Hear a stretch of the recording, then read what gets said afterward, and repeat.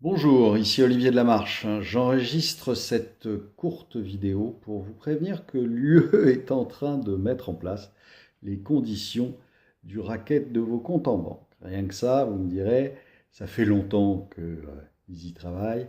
On a eu l'exemple de Chypre il y a quelques années maintenant, mais ils sont en train de mettre ça en place de façon légale, on va dire. Bien sûr, ils font ça en plein mois d'août, pendant que les télés et les radios sont plus occupés à vous parler de la température de l'eau et de ce que vous allez boire à l'apéro, plutôt que des menaces sur vos comptes en banque, ceux dont, a priori, vous vous fichez en ce moment, puisque vous êtes sur la plage. Et comme je ne peux pas vous prévenir, ni sur BFM, ni sur Boursorama, j'ai pris mon téléphone pour enregistrer cette petite vidéo. Si vous me suivez depuis longtemps, vous savez que la crise bancaire en Europe n'a jamais été réglée. Ce ne sont que des patchs et qu'elle empire chaque jour un petit peu plus.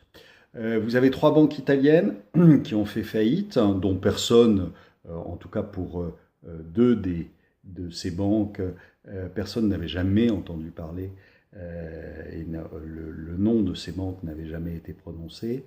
Elles ont fait une perte supérieure à celle qu'avait fait le Crédit Lyonnais, et il y en a encore 110 autres dans la même situation. Là, aujourd'hui, c'est 23 milliards d'euros, soit 1,4% du PIB italien. Sachez que les créances pourries des banques italiennes se montent à 360 milliards d'euros et qu'il y en a là-dessus 220 qui sont absolument irrecouvrables. Donc un bon pourcentage du PIB italien, ce qui veut dire que l'heure est grave. Au mois de juin, on a eu droit à une vraie panique bancaire, un bank run, qui a eu la peau de la plus grande banque, enfin d'une des grandes banques espagnoles, qui s'appelle Banco Popular. Alors, évidemment, les médias se sont bien gardés d'en faire des tonnes là-dessus, et la BCE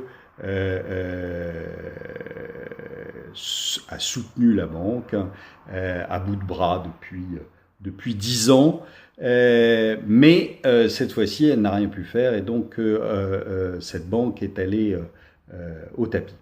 Alors, ils sont en train de discuter du blocage des comptes. Pourquoi le blocage des comptes ? Tout simplement pour éviter un bank run qui se généraliserait en Europe. Alors ne croyez pas que parce que ça se passe en Italie, ça ne se passera pas dans le reste de l'Europe, pour la bonne et simple raison que si on veut que ce soit efficace, il faut bien sûr bloquer tous les pays en même temps et bloquer toutes les banques en même temps. Parce que si vous avez le malheur de laisser un pays qui ne bloque pas ses banques, vous aurez la queue dès le matin devant les banques pour retirer leur argent, sachant que ça sera le prochain pays à être passé. Donc, ça veut dire qu'il faut le faire dans toute l'Europe en même temps. Ce qui veut dire, je vous rappelle, que vous n'êtes pas à l'abri ni au Luxembourg, ni en Belgique. Il faut absolument sortir de l'Europe pour pouvoir échapper à ce gel des comptes courants. Alors, le gel des comptes courants, c'est à partir du 1er euro. Et donc, il n'a jamais été aussi urgent d'assurer vos arrières. Alors, il y a eu des fuites, on parle d'un blocage qui durerait jusqu'à 20 jours. Évidemment, quand vous commencez ce genre de choses, vous ne pouvez pas vous arrêter au bout de 20 jours, parce que ça veut dire simplement que le 21e jour, qu'est-ce qui se passe ? Vous avez tout le monde qui se précipite pour retirer son argent, donc ça ne sert à rien, cette mesure n'aurait servi à rien, et donc il faut la prolonger largement au-delà de 20 jours. Mais même si c'est 20 jours pendant lesquels la banque va décider de ce que vous pouvez acheter ou de ce que vous ne pouvez pas acheter. Donc elle vous donnera 100, 200 euros par semaine si vous êtes très gentil et si la perte n'a pas été trop massive. Donc là, il n'est plus question de ces fameux, vous savez, 100 000 euros qu'on vous garantissait et qui ne sont qu'une vaste blague. Alors, si le dépôt était si garanti que ça, il n'y aurait pas de problème pour la plupart des gens. Mais donc, vous savez que les banques sont tellement exposées aujourd'hui que les 100 000 euros, évidemment, pourront être attaqués largement. Alors, je l'ai répété des semaines et des semaines sur les plateaux de télé, notamment sur BFM. Là, vous avez un projet qui est discuté en ce moment. Et donc, on parle bien des comptes courants, hein, on parle de vos comptes, les comptes sur lesquels vous avez vos cartes bleues, vos chéquiers, etc. Alors, il y a vraiment urgence. On peut aujourd'hui tout à fait légalement échapper à ça.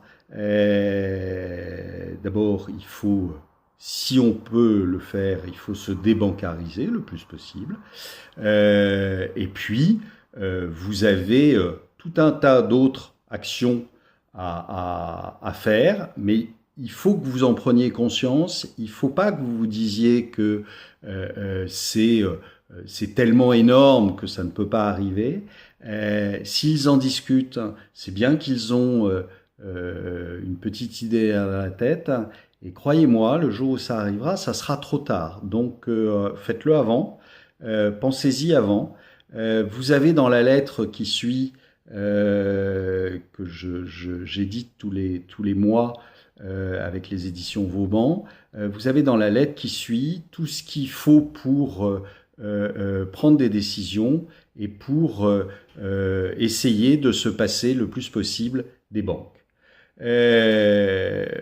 Alors rien n'est parfait, vous ne pourrez pas de toute façon totalement sortir de ce système bancaire, mais vous pouvez en tout cas faire en sorte de garder la main le plus longtemps possible sur vos avoirs, ce qu'on veut essayer de vous retirer.